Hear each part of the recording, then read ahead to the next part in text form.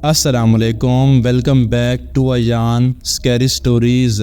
मेरा नाम है आयान और मैं आप लोगों की भेजी गई स्टोरीज़ को नारेट करता हूँ। अगर आपके पास भी कोई हॉरर स्टोरीज़ है तो डिस्क्रिप्शन में दिए गए नंबर पर आप मुझे भेज सकते हैं, मैं आपकी भी स्टोरी नारेट कर दूँगा।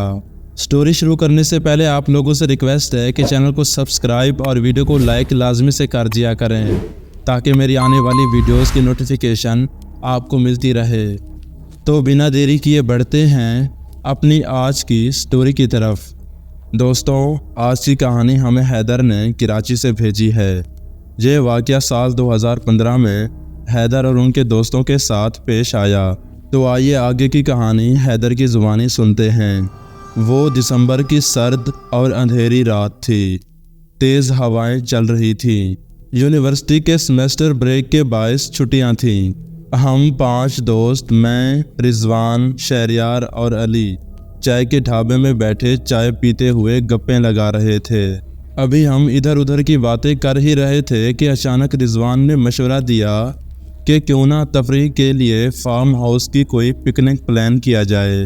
सेमेस्टर ब्रेक तो था ही, तो हम सब दोस्तों ने कहा कि अच्छा मौका है, लिहाजा हम तमाम दोस्तों ने रिजवान की बात पर हामी भर दी। सबकी डिमांड्स ये थी कि फार्म हाउस शहर से अच्छा खासा दूर हो ताकि सफ़र भी लंबा हो और एंजॉय भी किया जा सके। तो हम सब की मशावरत के बाद एक फार्म हाउस का इंतखाब किया गया। फार्म हाउस जाने के रोज़ तकरीबन शाम के 7 बजे हम सारे दोस्त एक ही जगह इकट्ठा होकर फार्म हाउस की तरफ निकलते हैं। उस किताब टाउन से तकरीबन 10 से 15 किलोमीटर मज़ीद आगे, जो कि शहर से अच्छा खासा दूर था। हम सफ़र को एंजॉय करते हुए अपनी मंजिल की तरफ रवां दवां थे। लेकिन ज्यों वक्त गुज़रता जा रहा था, रात का अंधेरा और रास्ते का सन्नाटा बढ़ता जा रहा था और उस पर शदीद सर्दी ने माहौल को थोड़ा और सनसनीखेज़ बना दिया था। तकरीबन 1.5 से 2 घंटे की मुसाफिर के बाद हम फार्म हाउस की तरफ पहुंचते हैं। गाड़ी से सामान वगैरह उतारने के बाद जब हम सड़क के कोने पे मौजूद फार्म हाउस की तरफ जाते हैं तो एक जंग आलूदा पुराना सा दरवाज़ा हमें वेलकम करता है। ऐसा लग रहा था कि जैसे यहाँ पर बरसों से कोई नहीं आया था।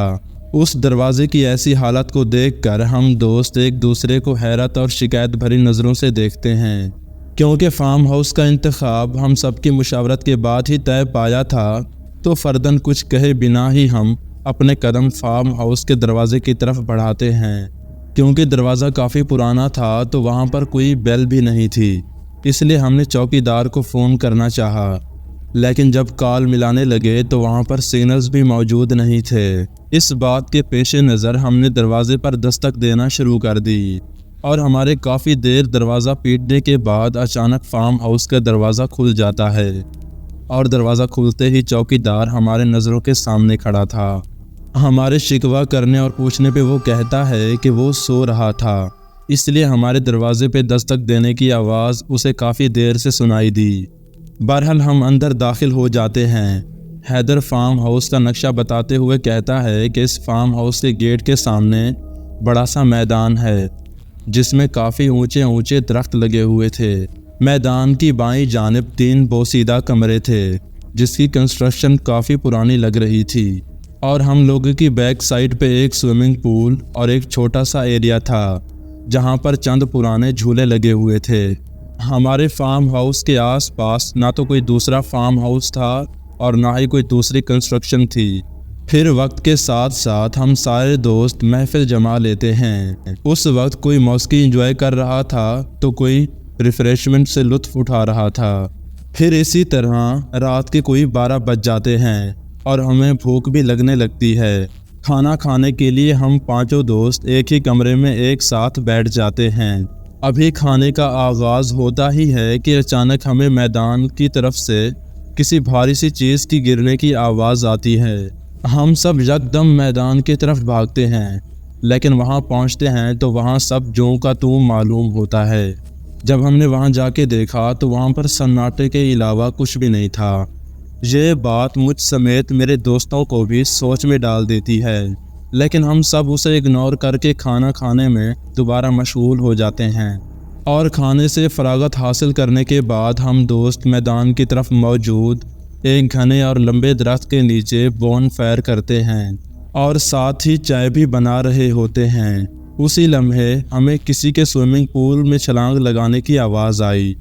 ہم سب حیران ہو جاتے ہیں کہ اتنی شدید سردی میں ہم میں سے کون پول کی طرف جا سکتا ہے، جبکہ ہم سارے دوست وہیں پر موجود ہوتے ہیں۔ میں اور احمد تصدیق کے لیے جب سوئمنگ پول کی طرف جاتے ہیں تو وہاں پر تو جیسے کسی کا نام و نشان ہی نہیں ہوتا، اور سوئمنگ پول کا پانی بھی ٹھہرا ہوا ہوتا ہے، جیسے اسے ہوا تک بھی نہ لگی ہو۔ اس واقعے کے بعد مجھے ایسا لگنے لگتا ہے کہ جیسے ہمارے ساتھ کچھ تو غلط ہو رہا ہے۔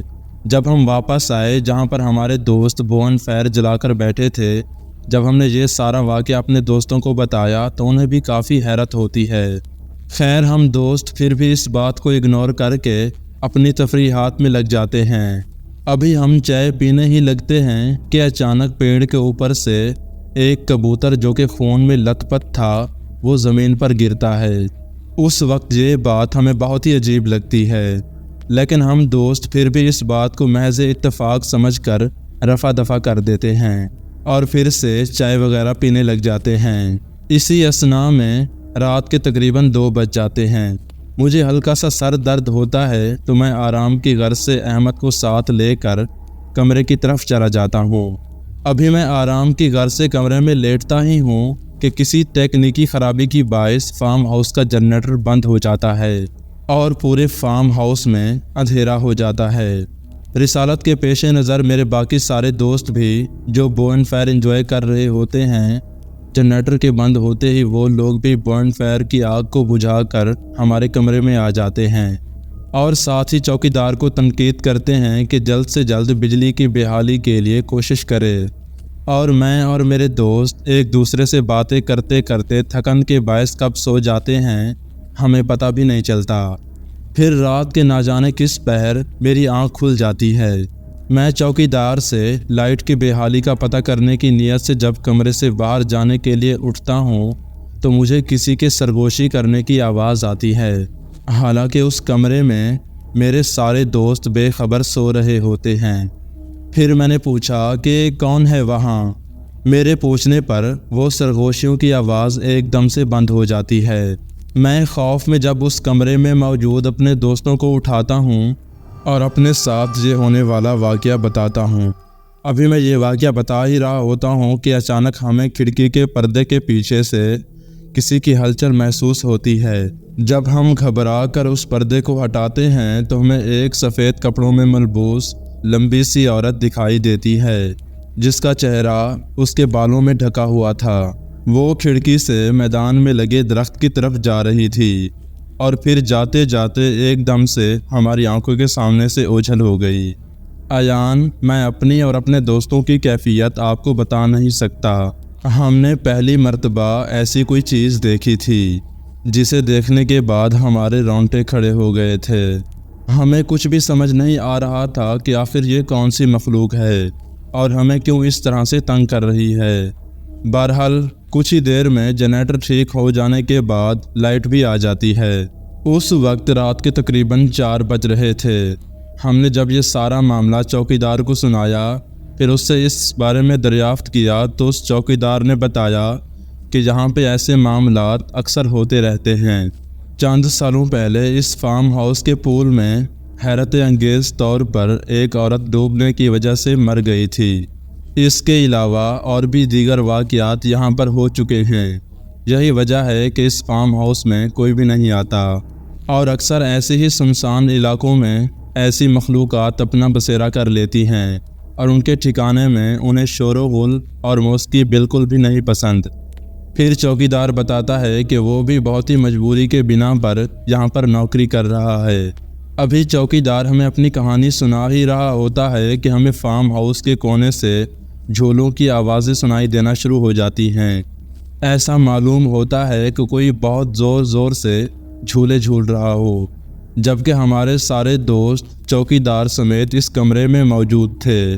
یہ سارے واقعات دیکھنے کے بعد ہم اس فارم ہاؤس سے بنا وقت ضائع کیے نکلنے کا ارادہ کر لیتے ہیں۔ اور ہم سب اپنا سامان پیک کرنے لگ جاتے ہیں۔ اس دوران رضوان ہمیں ایک ایسی بات بتاتا ہے جسے سن کر ہمارے ہوش اڑ جاتے ہیں۔ رضوان بتاتا ہے کہ کل رات درخت کے نیچے جو ہم نے آگ لگائی تھی وہ آگ ابھی تک اسی حالت میں لگی ہے، جبکہ بون فائر سے واپس کمرے کی طرف آتے ہوئے میرے دوستوں نے اس آگ کو اچھی طرح سے بجھا دیا تھا۔ یہ بات ہمارے خوف میں مزید اضافہ کرنے کے لیے کم نہ تھی۔ آپ یقین کریں ہم نے فوراً ہی وہاں سے گاڑی نکالی اور وہاں سے چلتے بنے۔ جب راستے میں فجر کی اذان ہوئی تو ہمارا خوف تھوڑا سا کم ہوا۔ وہ رات جو بے در پہ ہمارے ساتھ انہونی چیزیں ہوتی رہی، وہ رات ہمیں زندگی بھر کے لیے محتاط کر گئی۔ ایان، آج ہم سارے دوست پاس آؤٹ ہو چکے ہیں اور ڈیفرنٹ جگہوں پر جاب کرتے ہیں، لیکن آج بھی اگر ہم اس واقعے کو یاد کرتے ہیں تو ہمارے پورے جسم میں خوف کی لہر دوڑ جاتی ہے۔ تو ایان بھائی، یہ تھی میری سٹوری، امید ہے آپ کے لسنرز کو پسند آئے گی۔ تو آپ کا بہت بہت شکریہ کہ آپ نے اپنی سٹوری ہمارے ساتھ شیئر کی۔ دوستوں، امید ہے آج کی سٹوری آپ کو اچھی لگی ہوگی۔ اگر اچھی لگی ہو تو چینل کو سبسکرائب اور ویڈیو کو لائک لازمی سے کر دیں تاکہ میری آنے والی ویڈیوز کی نوٹیفیکیشن آپ کو ملتی رہے۔ اگر آپ کے پاس بھی کوئی ہارر سٹوریز ہے تو ڈسکرپشن میں دیے گئے نمبر پر آپ مجھے سینڈ کر سکتے ہیں، میں آپ کی بھی سٹوری ناریٹ کر دوں گا۔ تو ملتے ہیں کسی اور انٹرسٹنگ ویڈیو میں، تب تک کے لیے اللہ حافظ۔